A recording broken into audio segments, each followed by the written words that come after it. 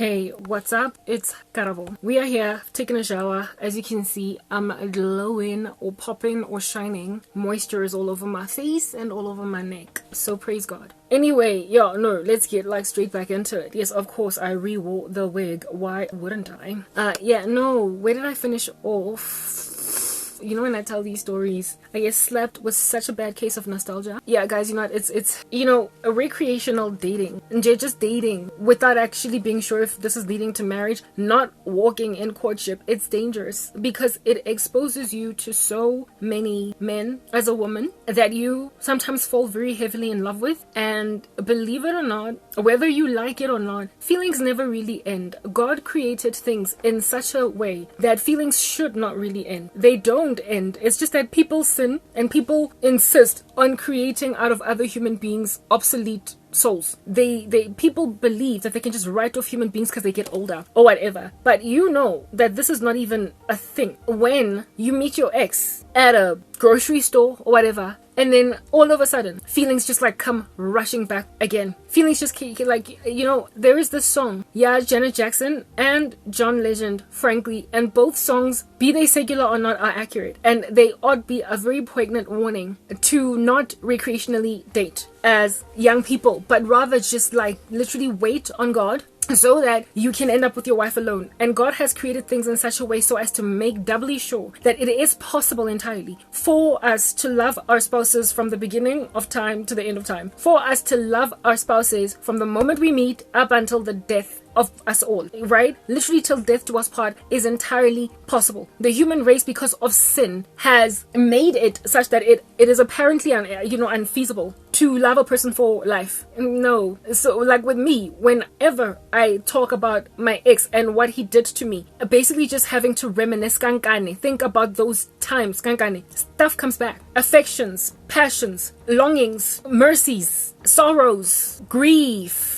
It all just comes back like it was literally just yesterday. And while I would never ever get back together with my ex again, every time I talk about him, something in me is triggered. Binaya Janet Jackson is that one that goes, I heard from a friend today and she said you were in town. Suddenly the memories came back to me in my mind. If you listen to that song, it's so true, constantly, all the time, with any guy that you've ever had very strong feelings for, and especially if you were together. It doesn't matter.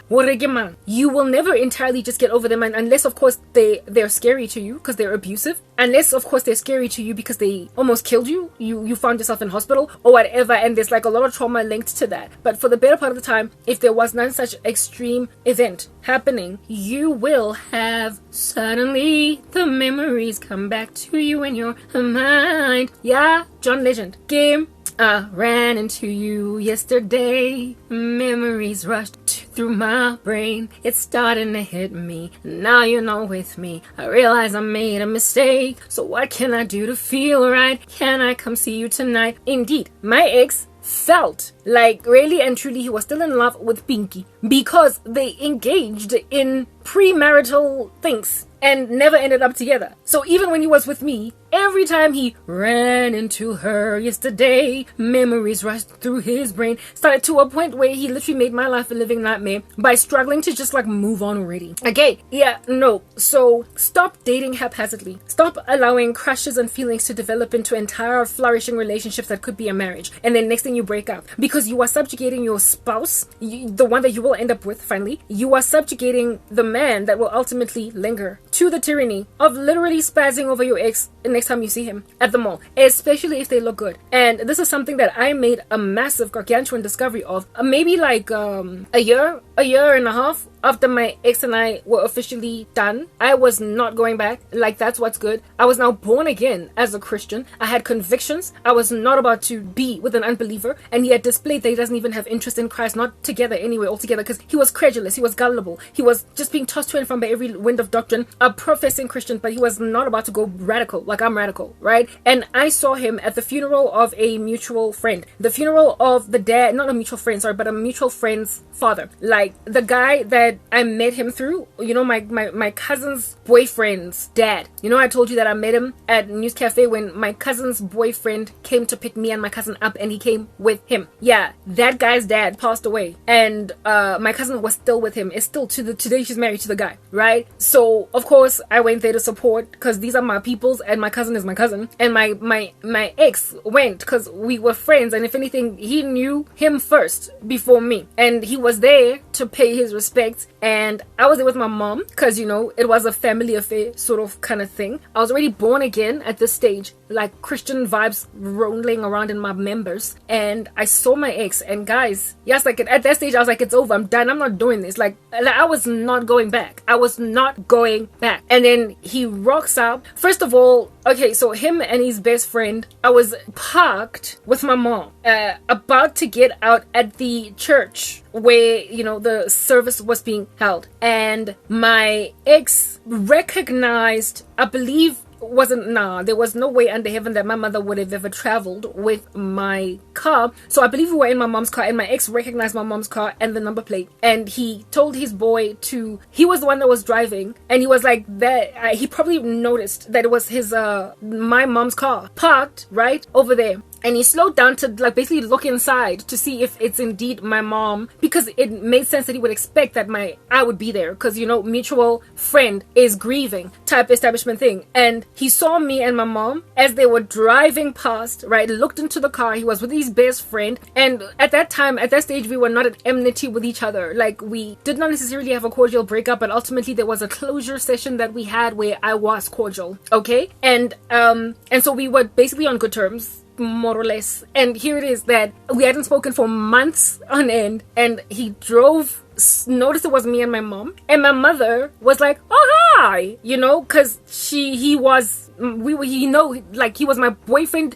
knew my family type setup thing. And I saw him, and I was like, hi Nonty. I called him Nonty, right? I was like, hi Nonty, guys. And as soon as I saw him, that big smile, he had, like, you know, he looked healthy, he looked alive and fresh. Like my heart just, like, everything just came back when I saw him. And I was like, no, that's not it. He is not the one. You are waiting on Jesus. This is not it. Don't let this pull you back in. Later on, after everything, you know, like the funeral that happened, and now we're just kind of hanging out at the guy's house whose dad had passed away. I thought he had left, this ex of mine, but he was not trying to leave because he wanted me back.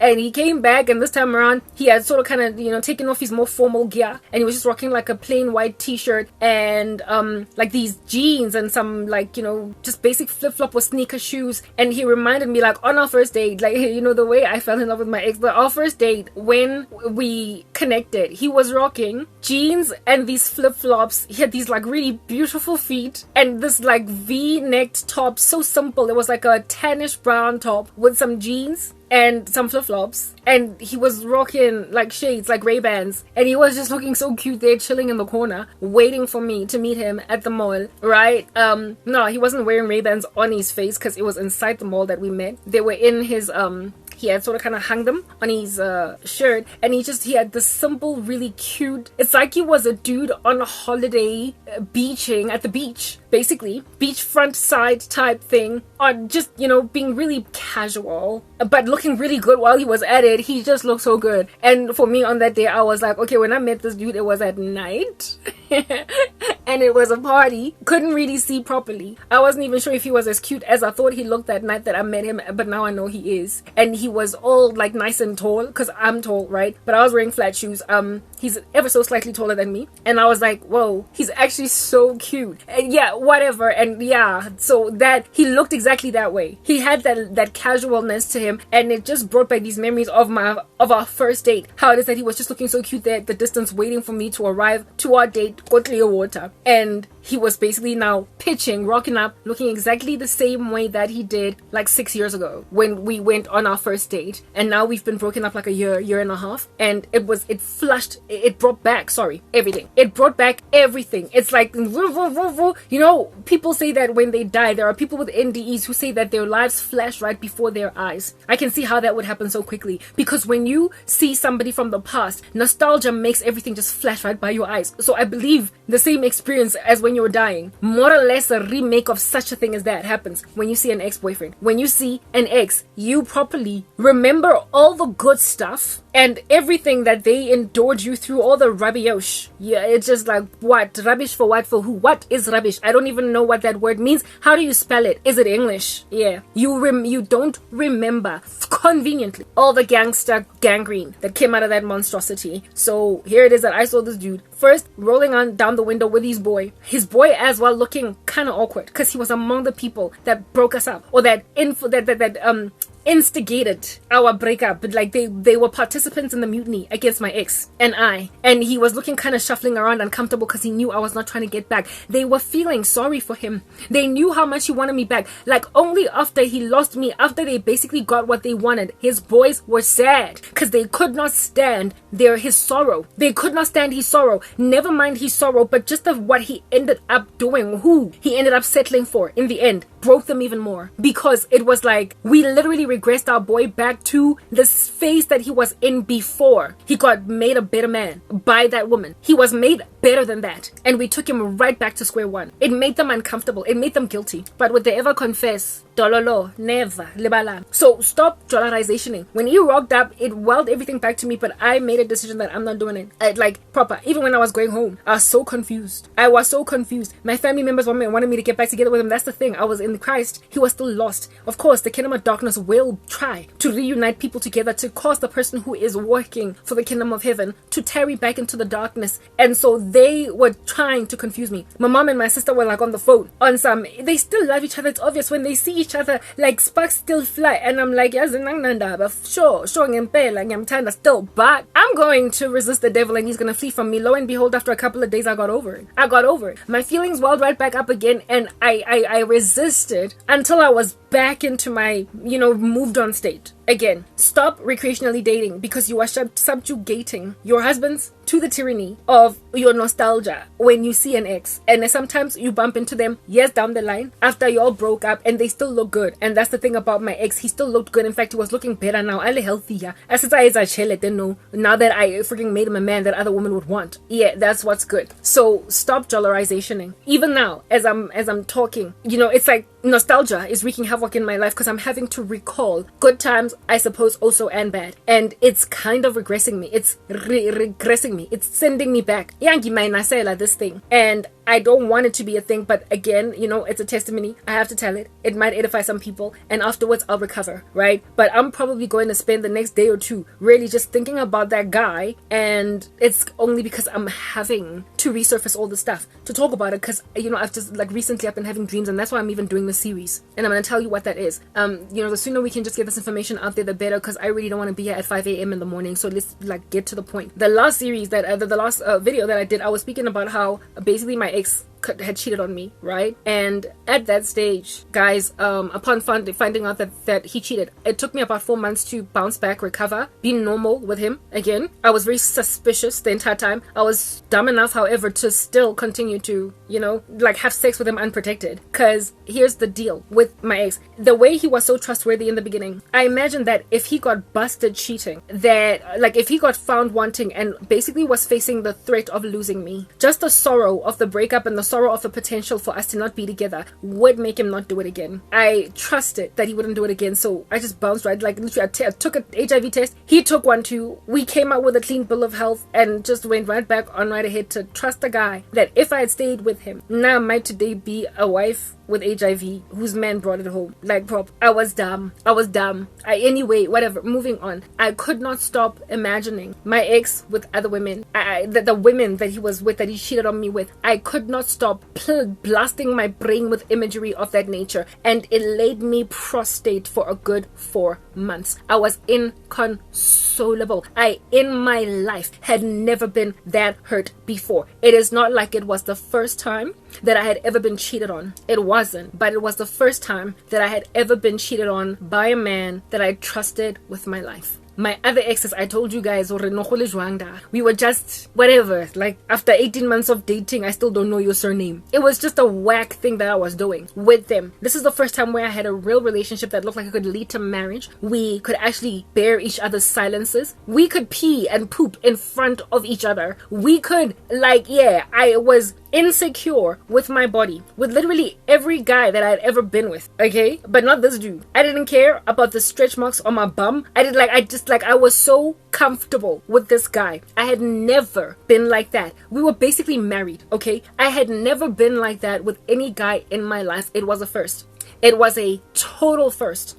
And so because it was a first, I let my guard down in a way that I just never did in the past. I always had room for disappointment. I had left it with other guys because they were obviously just kind of no-brainer. Like, it was never really too serious. So one dude didn't even know that I was smart. He didn't even know that I pretty much like could crack numbers at school. Like, I don't even know how in the heaven. Like, you hang out for 18 months with a woman that is that intelligent and you don't know because we barely spoke. But this guy knew that I was quite the wit. I was studying. I was an academic. He understood it. Like we often used to talk about when we have children and be like, I want our kids to inherit your mind because you're really smart. You're book savvy type thing. Yeah, that was my ex and I. We knew each other and we had a proper. It was normal. It was normal. It wasn't the whack little thing I was doing in my earlier years. So I had lots of trust. I had left little to no room for disappointment. And when he cheated, guys, I mean, I never knew such a pain. Like, I never lost a loved one to death that was still young, fresh, and had a vibrant life ahead of them. And so, frankly, it is the closest thing that I can compare the pain to. It's like someone died that I was very besotted with. The way this guy got thing, after his brother passed away from cancer, I used to force him every single month. Asabadly, sometimes, or unnecessary. I used to make him go for random doctor's checkups and spend money and everything to make sure that he gets screened for, cancer. So that should it get be in his body, it could get caught early, that it might get treated, that he might live. I could not fathom the prospect of losing him. Guys, my ex, I don't know how many times I basically threatened to leave him because of dangerous activity. This guy, I would have lost my mind. Like, idolatry, it's a real thing. Yeah, that guy was probably my idol. Like, he was my idol. I was worshiping all up in that gang. So that's what I was doing. So it is no wonder the Lord rescued me from out of there. Anyway, whatever. So, it laid me prostrate, flat. I was barely recognizable, inconsolable for 4 months, proper like somebody had died. And in that time, I still hung out with him. We still spent time together. But the devastation was so real and so poignant and so severe. And he saw it that he calmed down like for 5 seconds. So during that time, right, I told you that he had already started to treat me like a monstrosity. Like, it was weird. He had already started to listen to his boys, allow them to change his mind about what he's doing with me. And he was also busy with this, not busy, but this other woman, all that wreaked havoc in my life, right? Yeah, I did let you guys know that this woman, sometimes he would not deliberately not tell me whenever he'd go somewhere where she would be at. It's not like he would be going out of his way to meet her, but because she was part of the circle of influence that he had come out of from the past, sometimes she just happened to be at events and stuff. And every time these events would come, while my ex and I used to go everywhere together, he always conveniently never used to tell me about them or left me out in a way that was just for me very, very saddening, because I would put 2 and 2 together and know that, it's because this woman was there. So I never really was sure if he ever cheated on me with this woman or if he just did not want to upset this other woman. Either way, with my presence. But either way, for me, it was like, if you don't want to upset this woman with my presence, whether or not you cheat on me with her is irrelevant, because you are still trying to protect the heart of a woman that's not yours, not in your life. She passed you up and it is at my expense. I had such a bone to pick with the situation, such a bone to pick. And in this season, in this little era of my devastatedness, basically, from finding out that he cheated on me, right? It probably would have crushed me to a million pieces if I had found out that he cheated on me with her in particular. But it was strange other women, right, that I learned of. Because I guess it makes a little bit of a difference when you cheat with some one night stand versus cheating with someone that you had some real feelings for. If I had found out that he cheated on me with this other chick, angazi guys, ngifila ngathi da mekuzobhoda umuntu. I don't know. And that means I feel like somebody was gonna die. Anyway, whatever, but let's not get extreme, right? So I never ever busted or caught him cheating on me with this other lady, but I always had suspicions that it might have happened anyway, and I'm gonna explain to you why I say that, okay? Yeah, no, that would have laid me prostrate. I think that's why God never let me find out if at all it did happen. So yeah, so here it is that I'm all broken, barren, and devastated over what my ex is doing, and I'm struggling to recover. And my struggle to recover put quite a heavy strain on our relationship, right? Remember, my ex had lost his brother, so already he was doing strange things as well, in basically reacting to the loss of his brother. But he had already started acting a fool. He was starting to sort of kind of abandon me. I got a promotion, right? I got another job, so I was no longer working in the same general metropolis with him, like the Braamfontein. Now I guess go Pretoria, Hatfield. So we started to see each other less. We were no longer seeing each other daily, but he was still working in the same company, right? We were no longer seeing each other daily. So we really needed our weekends. We did. And the job that I got, I was working for Nedbank as a trainer, a facilitator. I told you my career skyrocketed quite hectically. I moved from a call center to being a trainer. Anyway, whatever. So this job required me to travel quite a bit out of like town, right? Like other provinces and what have you, to train, to teach and whatnot. In the bank. I was, at Nedbank, like I told you. This meant that, I would have to leave to go to like Middleburg or something. Go to Mpumalanga, go wherever.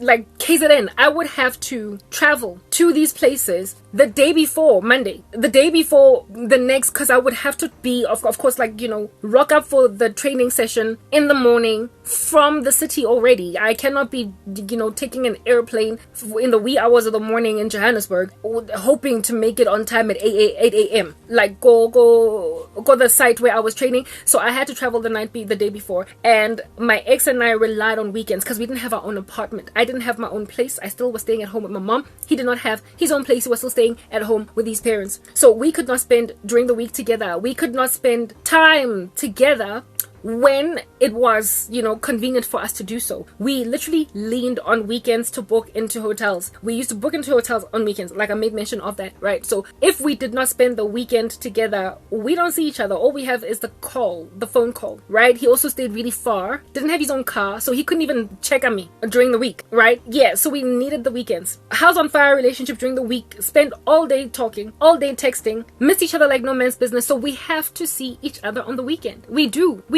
When else are we gonna do this, dude? 2 weeks is literally too long. We were too tight to be those kinds of couples that only see each other every second week or 3 weeks, or even call each other every second day. It was all day, every day. We were basically, like I said, we had married couple type vibes. Okay, here is this Okie. With this understanding, I've got this new job. I'm traveling. I have to travel sometimes. I'm not always in Pretoria, which if I'm in Hatfield, I guess we drive from my mom's house and we're at work. Home run. But if I have to travel out of the province, then dude, you have to be with me all day long, up until the time when I have to drive to the airport, or up until the time when the taxi is collecting me because I'm not using my own car, or all the way up until the time when whatever, right? At that stage, he had not yet gotten his driver's license, so he could not drive me there and then drive my car back. This guy, he started to just taking a person for granted. Even when I was teaching him how to drive, I did like proper. I taught him how to drive. I remember one time telling him, using my mother's car driving, I was like, I can't teach you how to drive using my mom's car because it's her car. But with my vehicle, you can drive it as much as you want, because then if you crash it, it's on me. And on top of that, I'll be able to claim from insurance. And his response to that was, hey, baby, you really love me, hey. And I remember just thinking, yeah, I do, but you just said that almost as if though I'm whipped. Like, dude, stop. Like, what do you think this is, a one-way trip? Like, he saw how much I loved him and stopped basically pulling his weight somewhere along the way. He knew that I loved him so much that the initial threats to dump him and stay gone, he used to believe them in the beginning, until he was like, if she dumps me, I'll let her cool off for 3 days and she'll be fine afterwards. That's how much he trusted I wasn't going anywhere. And to a certain extent, he was right. I wasn't ready to leave. I just loved him too much. Anyway, whatever. So when then I got this job, go Nedbank, and on the weekends when I would have to travel, maybe from 5 p.m. or whatever, to make my way to not the bus station. Well, if it was the airport, it was usually earlier than that. But if I used my car, I would wait, guys. Yazi, I was putting myself in danger, frankly. If I was driving all the way to Middleburg, it's only a 3-hour drive. I should have more than preferably driven when the sun was still out, because the roads can be super dark and there are no lights and everything. But I would insist on like literally leaving Johannesburg from like 5 p.m. and I would get there and I would drive in very dark roads that were kind of scary for me. And I did this because I wanted to spend time with my boyfriend, like, because that was the only time that we could be together. Weekends, like I said, right? And again, when you have booked into a hotel, you don't want to waste your money, type thing. So you linger the experience. That's what's good. So here it is that I've got this job, and I told my boyfriend, okay, I've got a new job, blah blah, this is what's going on. He's, congratulations baby, good, whatever. I thought my ex would realize that now, things are going to be a little bit different. We're not going to be able to, because how we used to do these hotels, we'd book into the hotel all weekend from Friday, and we would go to work from the hotel on Monday and then part ways there that way, right? Go to the office each. That's how it used to be. So this time around, it meant we'd have to check out on the Sunday morning, right? And spend the whole day together, maybe at my mom's house just chilling, and then I would then drive to where I go, and then he would take taxis and go home that way.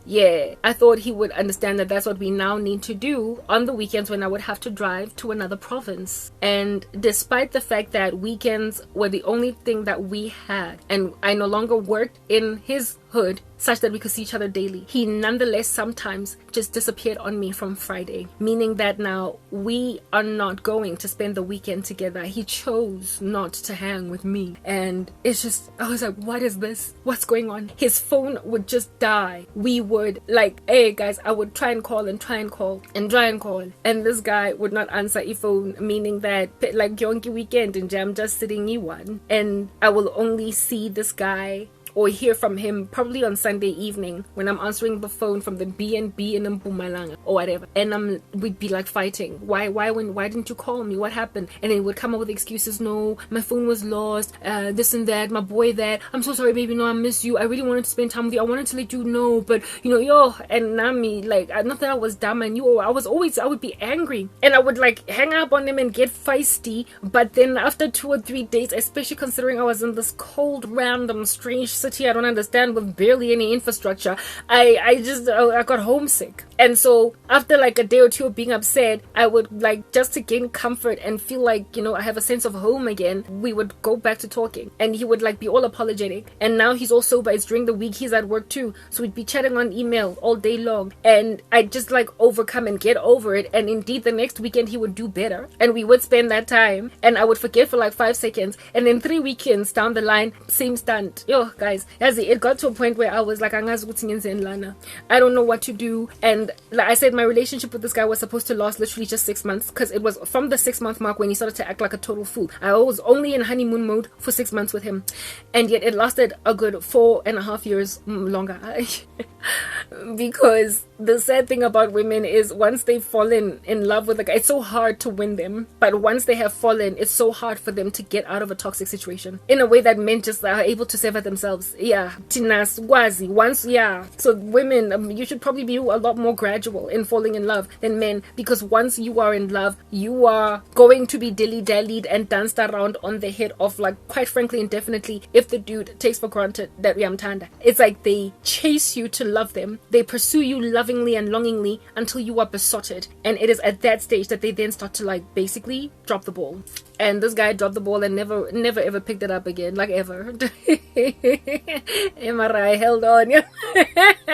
Anyway, whatever. Now that I'm telling the story, I feel like I was so dumb, but at the time I thought I had this, because I had transformed him enough to make his mom not expect me to scrub pots when I am at the house. So I was a new thing that was different, and I imagined that he would see the glory and the value of what it is that I was, that his family saw. I imagined that a man that like counseled on for my favor by every person in his family, well, most, I imagined he would not drop that ball. It's so hard for women to win the favor of men's mothers, guys, because men and their, like, mama's boys, men and their boys. If you can win a man's mom over, like, it's what do you do on that day when you are messing up? Exactly. Because a man's mother can be the bane of a woman's existence if she does not like her. And this guy, I had won his mom. So I imagine that he's gonna do right. He's gonna do right. Hey,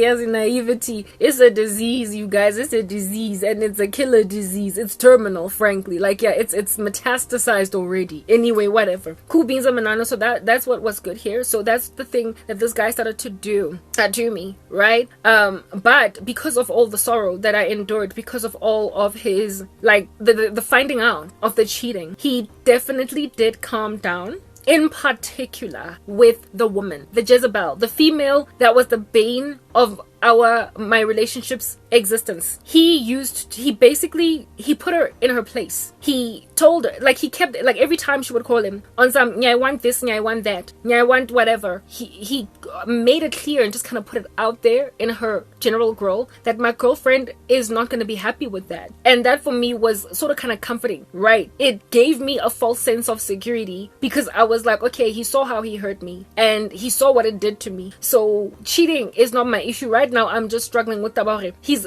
kind of rebellious in light of our time that we spent together and also his friends. You know, he's like messing up.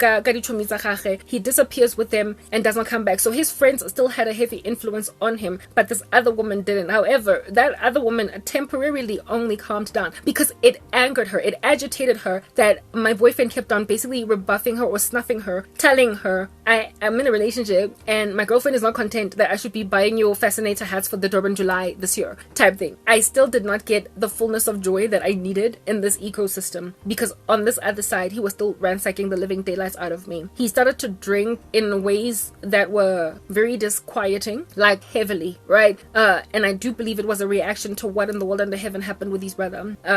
He started to do that, and when he was drunk, he was slurring, he was staggering about, he was no longer able to hold his liquor, and it caused me to be like, I can't do this. I basically, after that 4-month season of suffering literally a little too much at my boyfriend's hands.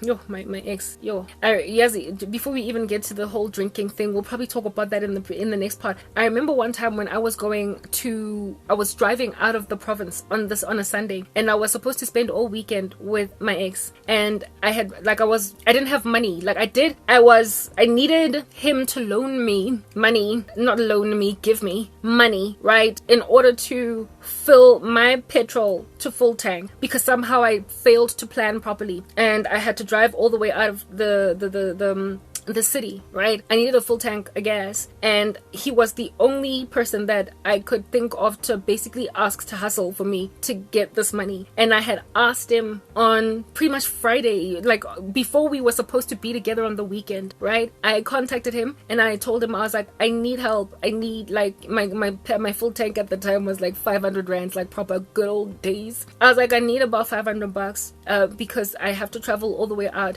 And he was like, yeah, sure, no, I got you. And then he disappeared. He like freaking made like Houdini and disappeared. And I texted him all weekend long. I was like, my goodness, dude, are you gonna leave me out on a limb stranded like this? My mom can't help me. She doesn't have the money. My cousin doesn't. Like, I'm leaning on you. You're my boyfriend. Where are you?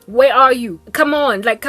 We were supposed to spend the weekend together. Oko guy, where are you? And he spent the whole weekend in a drunken stupor at this friend's house, the one that stayed Ghost Rubens Valley, the one that he cheated on me in the house of. Yeah, he was there, and he was drinking himself like to a stupor the whole weekend. And it was only, I had been sending him text messages all weekend, and back then it was one of those text messages that you could tell if a person has read them or not. He kept on switching his phone off and then switching it on just to read text messages and listen to voicemail, and then switch it off again. It's almost as if though his friend kept telling him, switch off your phone, move on, like just let her throw her toys out the cot. I don't know what I did to this guy. Like, he was such a massive instigator against me and my boyfriend. I couldn't understand it, but my ex had a conscience, and he knew that he had shattered me. He knew that he had devastated devastated me with the cheating at this guy's house. And so he kept switching his phone off just to see what's going on. And he had promised me, and he knew that he was not going to be able to recover from not helping me out in that way, from basically just bailing on his girlfriend who needed petrol money, for crying out loud, to get to Mpumalanga, for crying out loud. And so that was something that in his conscience, even in his drunken stupor, he just could not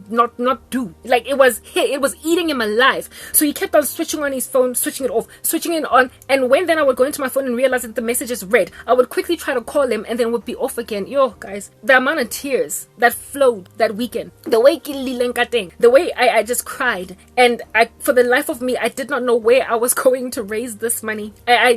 This dude. And literally at around maybe like 4:30 on Sunday, he calls me and he tells me, the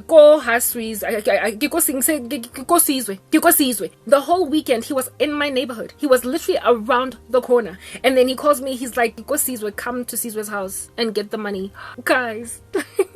Yes, I could not believe the disrespect. I could not believe the disregard. I could not believe that this guy was doing this to me. I absolutely could not believe it. He calls me, he's like, I'm at Sizwe's, come get the money. He was so rude. Rude in a way that he had never been rude to me before. That was my first experience of such a whiff of rudeness coming from him. And when I buzzed at the gate at Sizwe's, Sizwe has the brazen audacity to be like, hello? Oh, okay, Karabo, come in. Don't talk to me, gangster. Open the gate. And then I find my ex waiting, stumbling, staggering, literally rolling over his toes outside of Caesar's apartment. And he just like literally staggers along to my car window and then gives me the money. Like literally just like that. Like to it, like he could have been a rag doll. The way he had no true mobility. It's like he had no bones, the way he was so drunk. He had never been like that before. He knew how to hold his liquor. And he just like gave me this like $500 while I was like, yes, I just looked at him with this rudeness. And when I tried to talk to him, he was like, just take the money. Just take the money.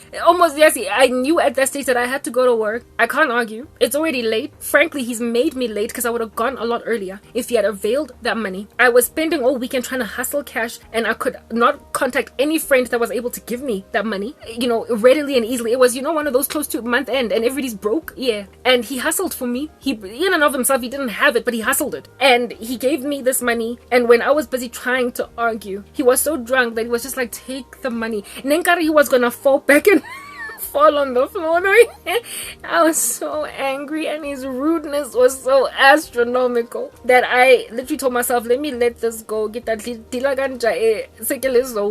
when I'm sober. I cried all the way there. I remember I was playing all throughout the CD Adele 19 Daydreamer sitting on a tree. Every time I listen to that album, Adele, the memories of that day come to me because I drove playing that CD on repeat for that 3-hour season on going to Middleburg, or was it Mpumalanga or whatever. Yeah, playing Pina King. What is this? That CD Adele. Is it 19 or 21? Adele 19 or Adele 21? One of the two. It was just on a loop, and I was crying the whole way to my destination. I was bawling. Yeah, let's move to the next part to just keep talking about this.